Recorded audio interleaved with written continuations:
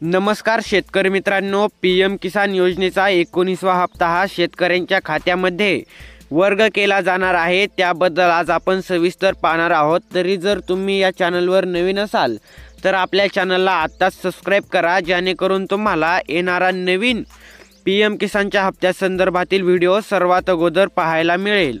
शेतकरी मित्रांनो, केंद्र सरकारच्या अशा अनेक योजना आहेत ज्यांच्या माध्यमातून समाजातील मोठ्या वर्गाला लाभ मिळत आहे। दरवर्षी करोडो लोकांना या योजनेचा लाभ मिळतो। यांपैकी काही योजनांमध्ये अनुदान दिले जाते तर काही योजनांमध्ये आर्थिक लाभ दिला जातो। उदाहरणार्थ पंतप्रधान किसान सन्मान निधी योजना घ्या। या योजनेअंतर्गत शेतकऱ्यांना लाभ दिला जातो। शेतकरी मित्रांनो, सर्व शेतकऱ्यांना 18वा हप्ता हा ऑक्टोबर महिन्यात देण्यात आलेला आहे।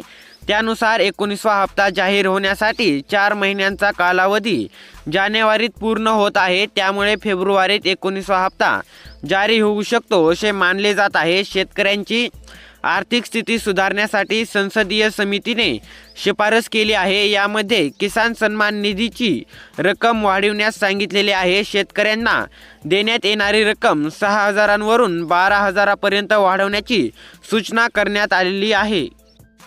पीएम किसान योजनेची रक्कम ही 6,000 रुपये वार्षिक आहे, तर रुपये 2,000च्या 3 हप्त्यांमध्ये रक्कम वितरित केली जाते। तसेच अपेक्षित वितरण हे फेब्रुवारी 2025च्या पहिल्या आठवड्यात अपेक्षित आहे। अजून अधिकृत तारीख जाहीर केलेली नाही। मागील हप्ता हा 18वा हप्ता 5 ऑक्टोबर 2024 रोजी देण्यात आलेला होता।